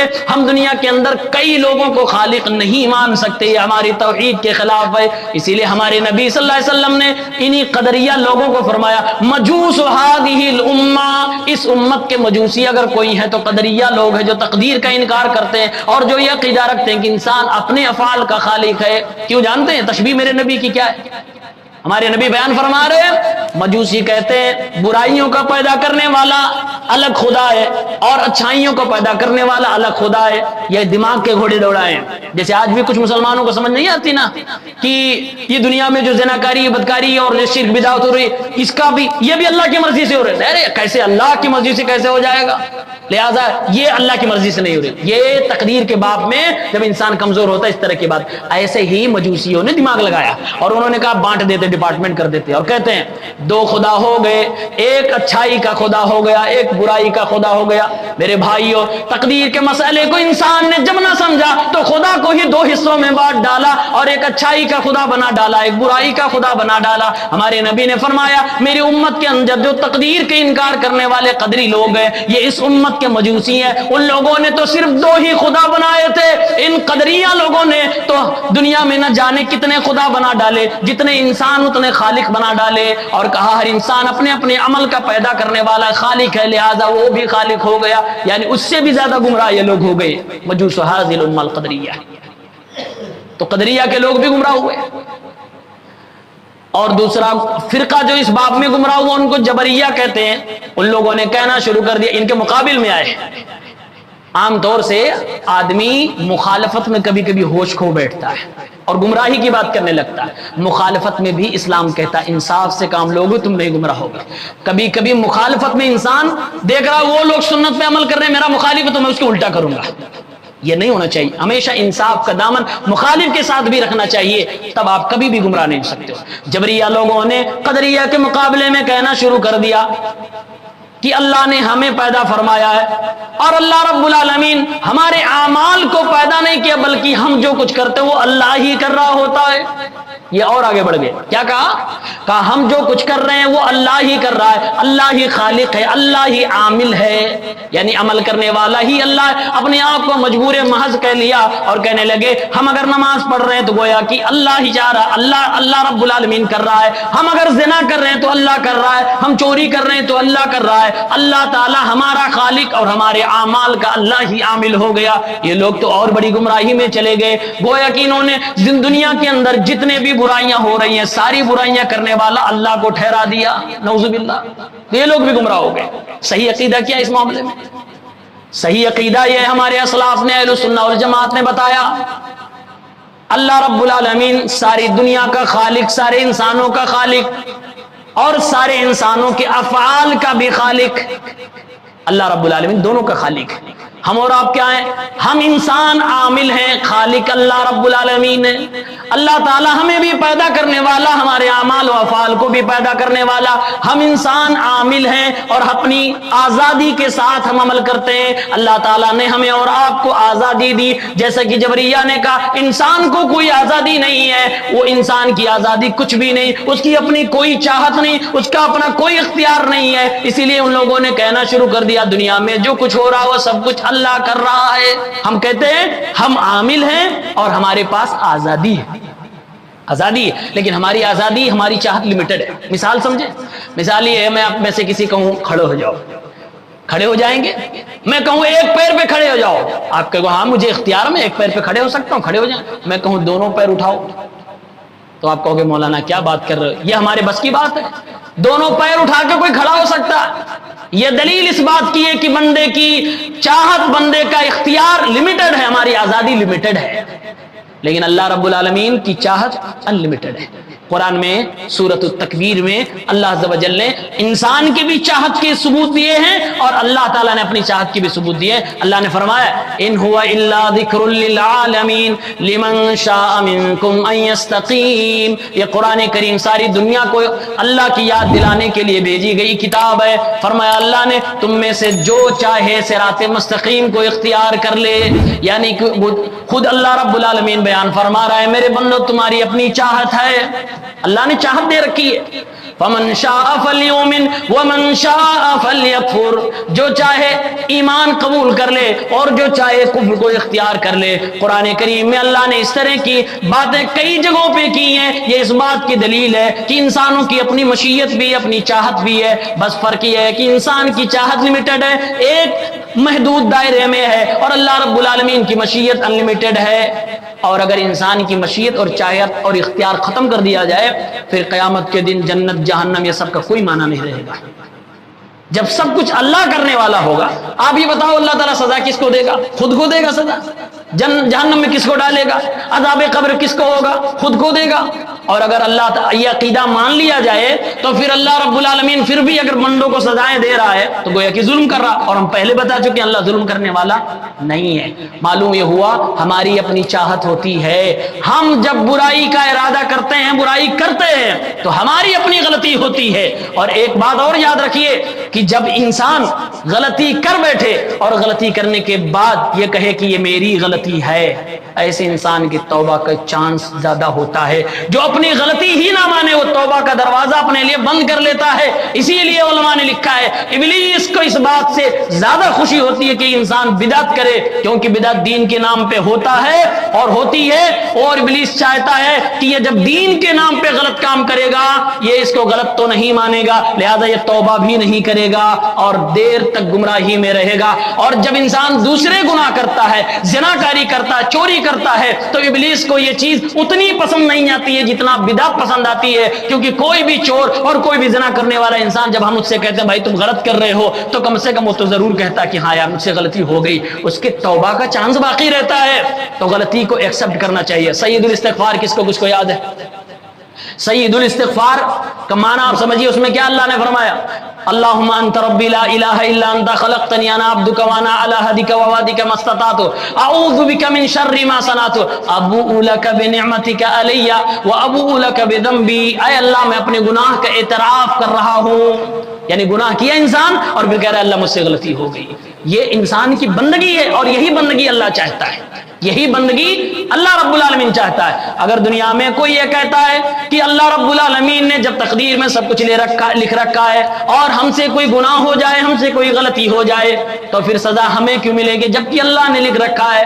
اگر یہی قانون دنیا میں نافذ کر دیا جائے اور جو شخص یہ بات کہہ رہا اسی سے کہا جائے میرے بھائی اگر تمہارے بچے کو نعوذ باللہ کوئی آدمی قتل کر دے اور تم اسے پکڑو اور مارنا چاہو، وہ جواب میں کہے تقدیر میں پہلے میرے لکھا تھا کہ میں تمہارے بچے کو قتل کروں گا، میری کیا غلطی ہے لہذا مجھے چھوڑ دو، مانے گا آدمی؟ دنیا میں ہی یہ قانون نہیں چلے گا، آخرت میں کیسے چلے گا؟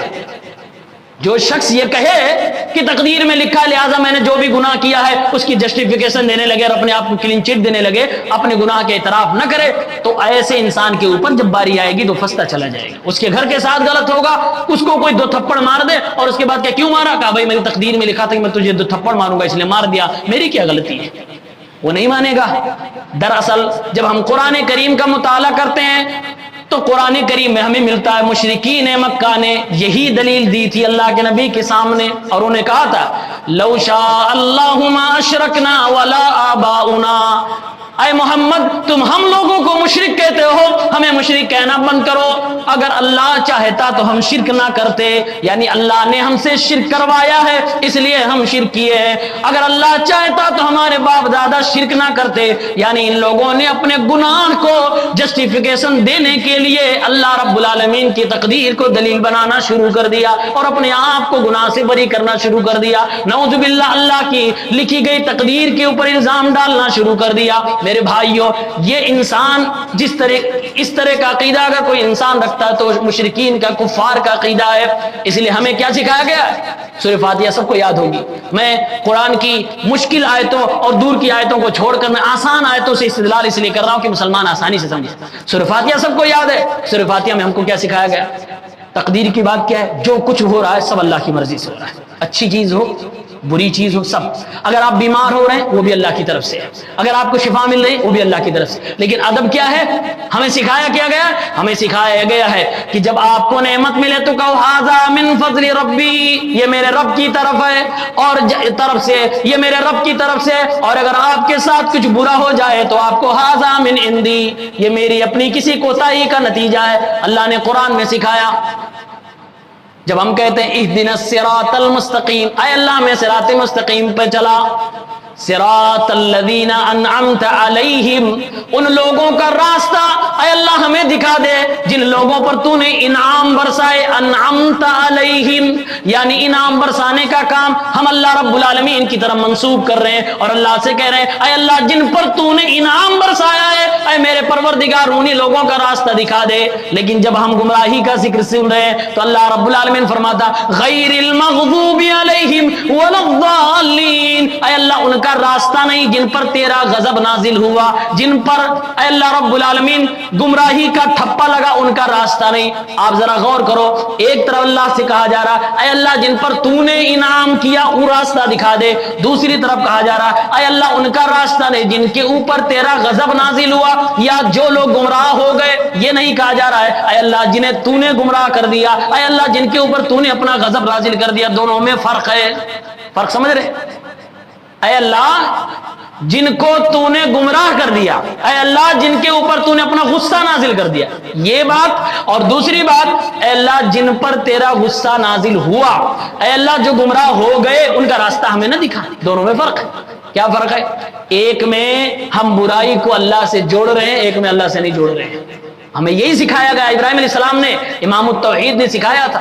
قرآن کریم پڑھیں، ابراہیم علیہ السلام جب اللہ کے بارے میں دنیا کو بتلاتے ہیں تو کہتے ہیں کہ میرا رب وہ رب ہے جو مجھے کھلاتا ہے، پلاتا ہے، جلاتا ہے، مجھے پیدا کرنے والا، وَإِذَا مَرِضْتُ فَهُوَ يَشْفِينِ، ساری چیزوں کو ذکر کرتے ہیں، ساری خوبیاں اللہ رب العالمین سے جوڑ کے بیان کرتے ہیں، لیکن جب بیمار کرنے کی باری آتی ہے تو یہ نہیں کہتے میرا رب وہ ہے جو مجھے بیمار بھی کرتا ہے اور شفا بھی دیتا، بلکہ ابراہیم علیہ السلام کہتا ہے وَإِذَا مَرِضْتُ، جب میں بیمار ہوتا ہوں میرا رب شفا دیتا ہے۔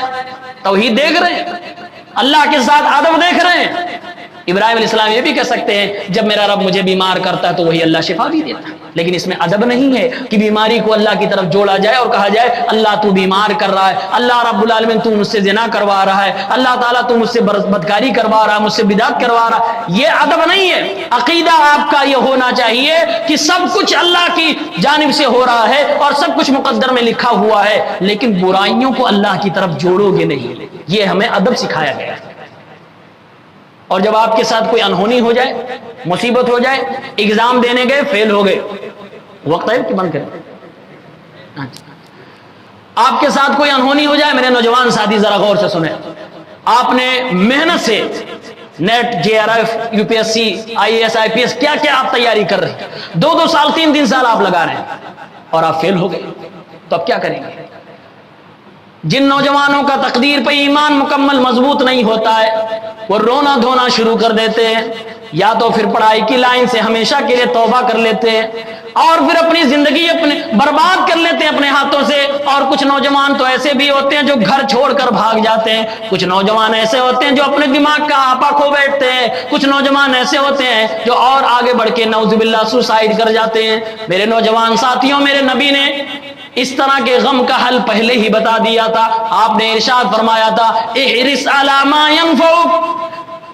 اللہ کے نبی فرماتے ہیں جب دنیا میں کوئی بھی کام کرنے کے لیے جاؤ، کسی بھی ایگزام کو کریک کرنا اس کے لیے تیاری کر رہے ہو، دنیا میں کوئی بھی بزنس کرنا چاہو، دنیا میں کوئی بھی نیک کام کرنا چاہو، دنیا جہان کا کوئی بھی منصوبہ آپ کے سامنے آ جائے، کسی بھی ٹارگٹ کو اچیو کرنا چاہو، میرے نبی تعلیم دے رہے احرص علی ما ينفعک، اگر وہ تمہارے لیے نفع بخش ہے، اگر وہ تمہارے لیے فائدہ مند ہے، اس کے حریص بن جاؤ، جی توڑ اس کے لیے محنت کرنا شروع کر دو، ولا تعجز، سستی نہ کرنا۔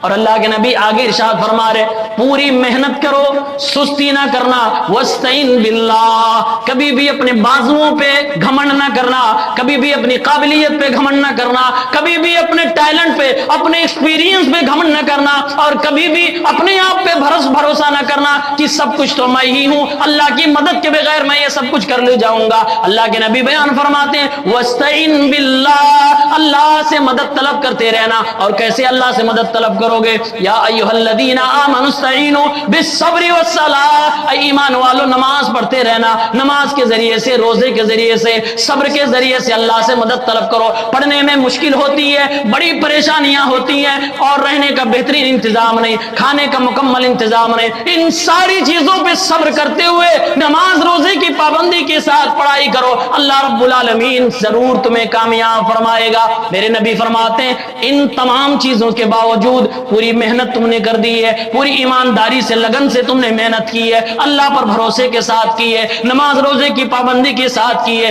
اس کے باوجود تم ناکام ہو گئے، اس کے باوجود تم فیل ہو گئے، اس کے باوجود بزنس میں گھاٹا ہو گیا، اس کے باوجود تمہاری شادی نہیں ہوئی، اس کے باوجود تمہیں مصیبت مل گئی، ہمارے نبی فرماتے ہیں یہ نہ کہنا بعد میں کہ اگر ایسا کیا ہوتا تو ایسا ہو جاتا، یہ تو شیطان کا دروازہ ہے، یہ شیطان کی باتیں۔ آپ نے فرمایا کہو قدر اللہ ما شاء وما شاء فعل، قدر اللہ وما شاء فعل، اے میرے مولا جو بھی مجھ سے ہو سکتا تھا وہ سب کچھ میں نے کر دیا، اے اللہ میرے بس میں جو تھا وہ سب کچھ میں نے تیرے سامنے پیش کر دیا، محنت میری ذمہ داری ہے لیکن نتیجہ دینا تیری ذمہ داری ہے، اے پروردگار عالم اگر میں نے محنت پوری کی تھی تو اے اللہ رب العالمین نتیجہ بھی دے دینا۔ میرا رب فرماتا ہے اگر محنت سچی ہوگی ان اللہ لا یضیع اجر المؤمنین، مومنوں کی محنت کبھی رائے گاہ نہ جاتی ہے، کبھی بیکار نہ جاتی ہے۔ اللہ کے نبی حوصلہ دیتے ہوئے، تسلی دیتے ہوئے فرماتے ہیں مصیبت کو سر پہ نہ چڑھنے دینا، اس فیل ہو جانے کے غم کو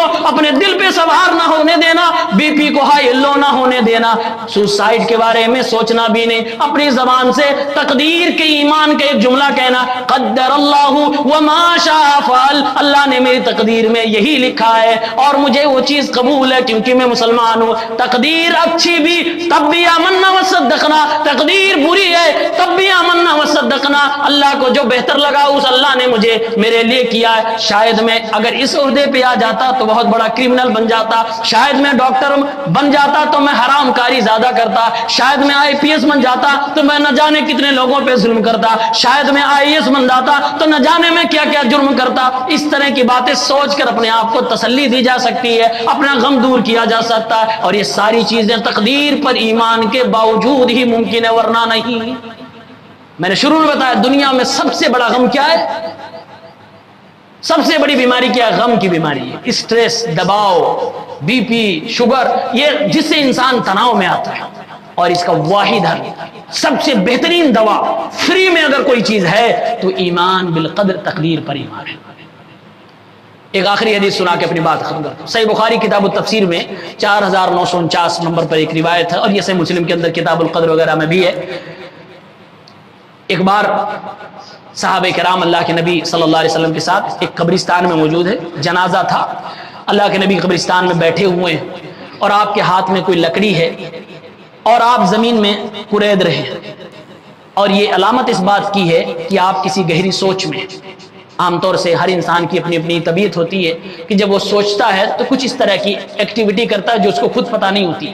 جیسے ہم میں سے کچھ لوگ داڑھی والے تو عام طور سے داڑھی یوں کرتے رہتے ہیں, مونچھ والے مونچھ کرتے رہتے ہیں, کچھ لوگ ایسے بال کھجلاتے رہتے ہیں, اپنی الگ الگ طبیعت ہوتی ہے. میرے نبی زمین میں لکڑی سے کورد رہتے تھے, اور اللہ کے نبی تھوڑی دیر کے بعد گویا ہوئے. آپ نے صحابہ کو مخاطب فرمایا اور آپ نے فرمایا, اے میرے صحابہ کرام, تم میں سے جو بھی شخص یہاں موجود ہے, جس کی بھی سانسیں چل رہی ہے, سن لو,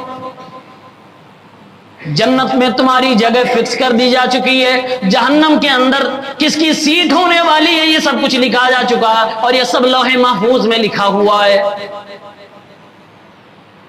لوگوں میں سے کچھ لوگوں نے سوال کیا, اے اللہ کے نبی صلی اللہ علیہ وسلم, افلا نتکل علی کتابنا, کیا ہم اسی لوح محفوظ پہ بھروسہ کر لیں, وندع العمل, اور عمل چھوڑ دیں. اے اللہ کے نبی, جب تقدیر میں جنت لکھی ہوئی ہے, تقدیر میں کسی کے جہنم لکھی ہوئی ہے, تو جو ملنا ہے وہ ملے گا ہی. کیا ہم لوگ محنت کرنا چھوڑ دیں, کام کرنا چھوڑ دیں, نیک اعمال کرنا چھوڑ دیں؟ آج یہ اکثر لوگوں کا سوال ہوتا تقریر کے باب میں. بہت سارے لوگ, یہ عوام جنتا کہتے رہتی ہے, بھائی جب تقدیر میں سب لکھا ہوا کیا ضرورت. اور ہمارے کچھ پڑھنے لکھنے والے بھائی بھی کہتے ہیں, بھائی لکھا ہوگا تو فیل ہو جائیں گے, لکھا ہوگا تو پاس ہو, پڑھنے کی کوئی ضرورت نہیں. ایسے لوگوں کو میرے نبی نے جواب کیا دیا, سنو, اور زندگی کے ہر گوشے میں یہ جواب کام آئے گا. میرے نبی صلی اللہ علیہ وسلم نے فرمایا, اعملوا فکل میسر لما خلق لہ. اے میری امت کے لوگوں, تمہارا کام ہے کام کرنا, ایفرٹ لگانا, محنت کرنا, اعمال کرنا, فرما برداری کرنا, امور کو بجا لانا, منہیات سے اپنے آپ کو روک لینا. کام کے معاملے میں کچے نہ بنو. اعملوا, تم سب کے سب کام کرنا, اعمال کرتے رہنا, محنت کرتے رہنا. فکل میسر لما خلق لہ, تقدیر میں لوح محفوظ میں اگر کامیابی لکھی ہے تو پھر محنت تمہارے لیے آسان کر دی جائے گی. لوح محفوظ میں اگر ناکامی لکھی ہے تو وہ محنت تمہارے لیے بھاری پڑنے لگے گی. آسان کر دیا جاتا ہے جس کے لیے آپ بنائے گئے ہو. جس کو ہم اور آپ موٹیویشنل لوگ کیا کہتے ہیں, جنون چاہیے. جانتے ہو جنون کیا ہے؟ یہ ان کی اپنی لینگویج ہے, لیکن رب کعبہ کی قسم ہے, تقدیر پر ایمان سے بڑا کوئی دنیا میں موٹیویشن نہیں ہے.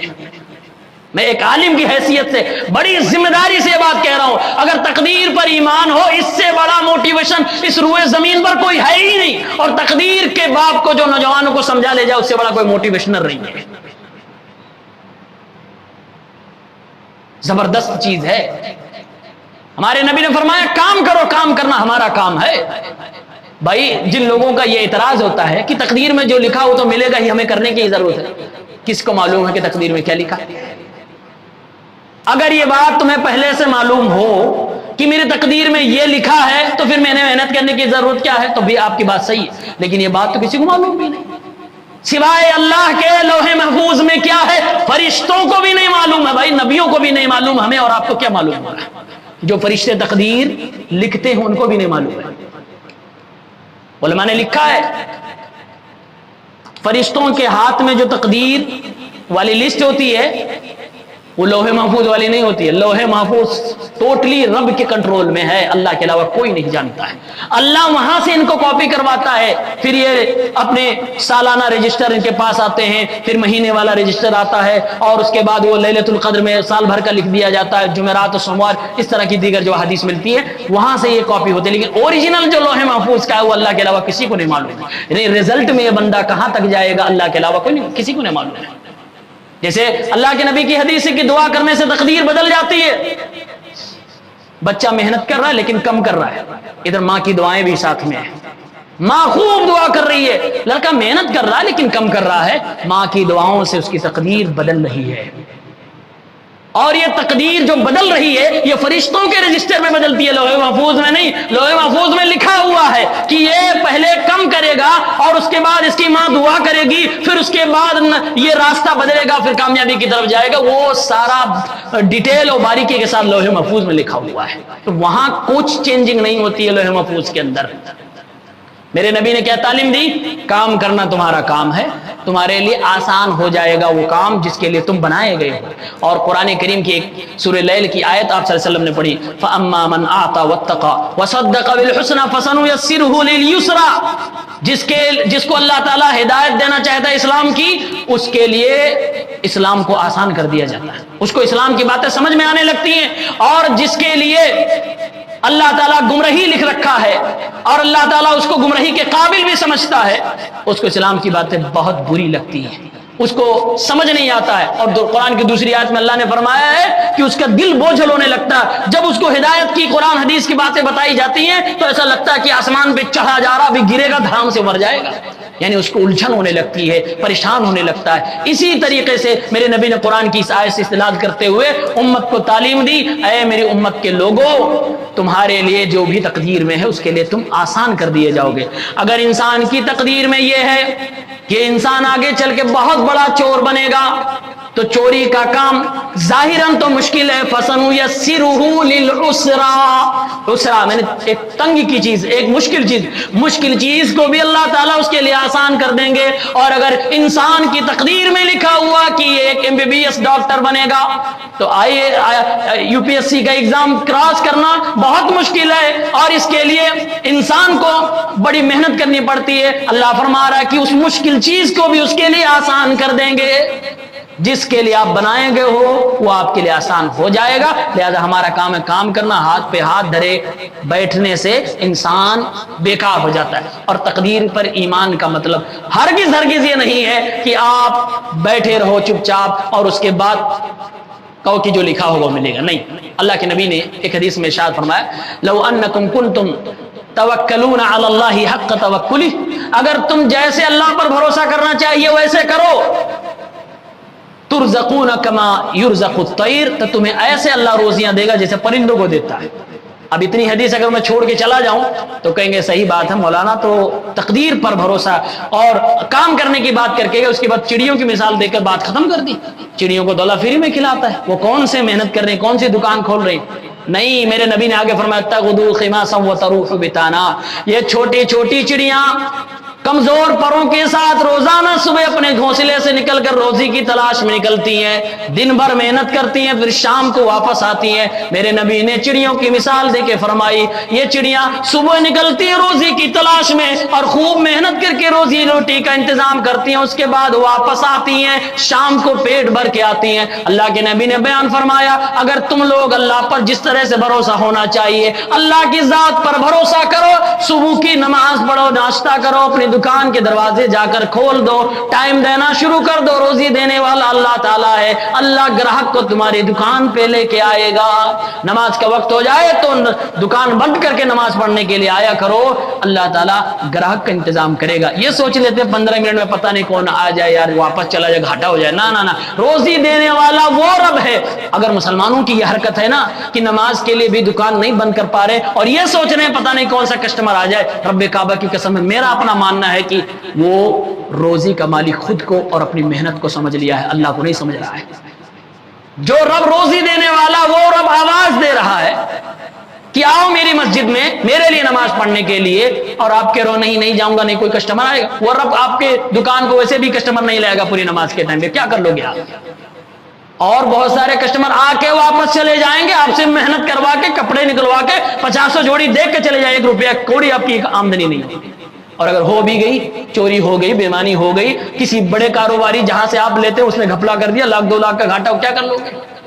اس لیے اللہ رب العالمین نے جیسے بتایا ہے ویسے کرو، اللہ کا جو حق ہے وہ حق دیا جائے، اللہ پر جس طرح سے ایمان لانا چاہیے اسی طرح سے ایمان لایا جائے، اور تقدیر کے باب میں ہمیشہ مضبوط بننے کی کوشش کریے، جس طرح سے اللہ کی ذات پر ایمان رکھنا، تقدیر پر جیسے ایمان لانا چاہیے ویسے ایمان لائیں۔ اور یہ چاروں مراتب کہ اللہ تعالیٰ کو ہر چیز کا علم ہے، اللہ نے سب کچھ پہلے سے لکھ رکھا ہے، اللہ رب العالمین کی مرضی کے بغیر دنیا میں ایک پتا بھی نہیں ہلتا ہے، اور انسانوں کی بھی مرضی ہے لیکن لمیٹڈ ہے، اسی انسان کی آزادی کی بنیاد پر انسان کو سزا یا اس کو ثواب دیا جائے گا، اور چوتھا مرتبہ یہ ہے کہ اللہ تعالیٰ سب کچھ پیدا کرنے والا ہے، ہمارے اعمال و افعال کو بھی پیدا کرنے والا ہے، لہٰذا ہم اور آپ کو تقدیر کے ان چاروں مراتب کو یاد رکھنا چاہیے، اور تقدیر کے تعلق سے ہمیشہ اپنے علماء سے رابطے میں رہنا چاہیے۔ جب بھی آپ کو غمی خوشی ہو تو عام طور سے تقدیر کی چیزیں یہاں پر زیادہ کام آتی ہیں، علماء سے رابطے میں رہیں، سکون ملے گا، اور اللہ رب العالمین نے جو عقیدہ ہمیں اور آپ کو دیا ہے یہ مضبوط ہمیں بناتا ہے، یہ ہمیں خوش رکھتا ہے، ہمیں حسد کینہ کبٹ اور بغض و عناد سے محفوظ رکھتا ہے۔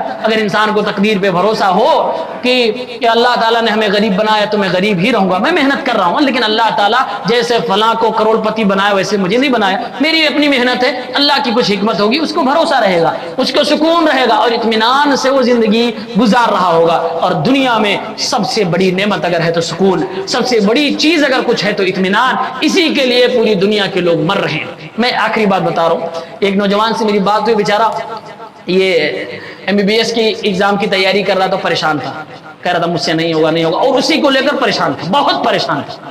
میں نے پوچھا کیوں کرنا چاہتے ہو MBBS؟ تو کہہ رہا کہ میں چاہ رہا ہوں کہ MBBS بن جاؤں، بڑا آدمی بنوں۔ ہم نے کہا پھر بڑا آدمی بن کے کیا کرو گے؟ کہا پیسہ بہت آئے گا۔ ہم نے کہا پھر کیا کرو گے؟ کہا میں چاہ رہا ہوں کہ دنیا میں جن لوگوں نے بھی ہمارے ساتھ بھلا کیا، ہمارے ابا کے ساتھ بھلا کیا، سب کے ساتھ میں بھی بھلا کروں۔ ہم نے کہا بھلائی کیسے کرو گے؟ کہا پیسہ خرچ کر کے ان کے لیے مدد کروں گا۔ میں نے کہا اس سے تمہیں کیا ملے گا؟ دوسروں کے ساتھ بھلائی کرو گے تو کیا ملے گا؟ تو کہہ رہا کہ خوشی ملے گی، لوگوں کے احسان کا بدلہ ہو جائے گا۔ میں نے کہا اس کا مطلب آپ کو خوشی چاہیے، اتنا سب گھوم کے لاسٹ میں آپ کہاں آئے ہو؟ آپ کو سکون چاہیے، خوشی چاہیے، تو وہ خوشی کا کام بھائی آپ بغیر پیسے کے بھی کر سکتے ہو۔ دوسروں کی مدد کرنا آج سے شروع کر دو، اور دنیا میں کوئی ایسا سسٹم نہیں۔ ہاں میں مانتا ہوں اکثر جگہوں پہ پیسے کی ضرورت پڑتی ہے دوسروں کو آرام دینے کے لیے، مدد کرنے کے لیے، لیکن بہت ساری ایسی جگہ ہیں جہاں پر آپ کو پیسے کی ضرورت نہیں پڑتی ہے، آپ مدد کر سکتے ہو، آپ اپنا وقت دے سکتے ہو، آپ صحیح مشورہ دے سکتے ہو، آپ اس کے خوشی اور غمی کے موقع پر کندھا سے کندھا دے سکتے ہو، اس کا ساتھ دے سکتے ہو، اس طرح سے بھی آپ لوگوں کی مدد کر سکتے ہو۔ تو اتنا اپنے آپ کو کیوں ہلکان میں کرنا، کیوں پریشان کرنا کہ ہم ایسے جائیں گے پھر یہاں سے گھوم کے آئیں گے پھر لاسٹ میں ہمیں وہی لینا۔ تو خوشی اگر فری میں مل رہی ہے تو اس کو اپناؤ، اور جو زندگی ہے اس پہ خوش ہو جاؤ۔ میرے نبی نے فرمایا وَارْضَ بِمَا قَسَمَ اللَّهُ لَكَ تَكُنْ أَغْنَى النَّاسِ۔ میرے نوجوان ساتھیو، یہ جملہ یاد کرنا میرے رسول کا جملہ ہے، یہ جملہ ضائع نہ ہونے پائے، اور یہ زندگی کے ہر موڑ میں میں کہتا ہوں کسی کاغذ پہ لکھ کے اپنے ریڈنگ روم میں اس کو لگا کے رکھنا۔ اللہ کے نبی نے فرمایا وَارْضَ بِمَا قَسَمَ اللَّهُ لَكَ تَكُنْ أَغْنَى النَّاسِ۔ دنیا میں ہر شخص کروڑ پتی، ارب پتی، کھرب پتی بننا چاہتا ہے، اور اس کے بننے کے بعد اگلی چاہت ہوتی ہے کہ اس کو سکون مل جائے۔ میرے نبی فرما رہے ہیں جو اللہ نے تیری محنت کے بعد حلال طریقے سے تجھے دے رکھا ہے اس پہ راضی ہو جا، خوش ہو جا، تو دنیا کا سب سے مالدار انسان اپنے آپ کو سمجھے گا، تجھے سب سے زیادہ سکون ملے گا، تو سب سے زیادہ بے نیاز ہوگا، اور تجھے دل میں غنا محسوس ہوگی۔ تکن اغنى الناس، سب سے زیادہ مالدار ہوگا۔ شرط کیا ہے؟ جو تیرے پاس کرنٹ میں ہے اس کا تو مزہ لے، بس حلال طریقے سے، حلال طریقے سے ہونا چاہیے۔ جب تک انسان کو چاہت مزید کی ہوتی ہے وہ محتاج ہے، وہ مالدار نہیں ہے۔ جب انسان جب تک یہ سوچتا ہے کہ اور مل جائے اور مل جائے، وہ غریب ہے چاہے کھرب پتی ہو، وہ محتاج ہے چاہے کھرب پتی ہو، اور جس دن اس کو یہ ہو گیا کہ آج یہ ہے بس اتنا ہے، مزہ ہے، آگے ملا تو ٹھیک، نہیں تو کوئی بات نہیں، وہ سب سے مالدار انسان ہے، وہ سب سے خوشحال انسان ہے، اور سکون سے اپنی زندگی کاٹنے والا ہے۔ اللہ رب العالمین سے دعا ہے رب العالمین ہم سب کو ایمان کے اعتبار سے مضبوط بنائے، خاص طور سے تقدیر کے باب میں ہمارے ایمان کو مضبوط فرما دے۔ اللہ رب العالمین جو کچھ ہم نے قرآن و سنت کی روشنی میں ٹوٹے پھوٹے جملے میں عرض کیا ہے اپنی بارگاہ میں قبول فرما، ہم سب کے لیے ہدایت کا سچ چشمہ بنا دے، اور پروردگار عالم ہم سب کو زیادہ سے زیادہ اللہ کے لیے کام کرنے کی توفیق عنایت فرما۔ اللہ عز و جل ہماری نیکیوں کو قبول فرما لے، پروردگار ہمارے لیے آسانیاں پیدا فرما دے، ہمارے مقدر میں جنت کو لکھ دے، اور اس جنتی کاموں کو اور اعمال کو ہمارے لیے آسان فرما دے۔ اللہ رب العالمین دنیا میں کامیابی عطا فرما، آخرت میں بھی کامیابی عطا فرما، دنیا میں بھی ہماری قوم کے نوجوانوں کو خوب ترقی عطا فرما، اور ان کو ایمان اور عمل کے ساتھ زندہ رکھ، قوم کے لیے ترقی کا ذریعہ بنا، قوم کے لیے ان کو نیک نامی کا ذریعہ بنا، ان کو بدنام نہ کر، آمین یا رب العالمین۔ وآخر دعوانا ان الحمد للہ رب العالمین، والسلام علیکم ورحمۃ اللہ وبرکاتہ۔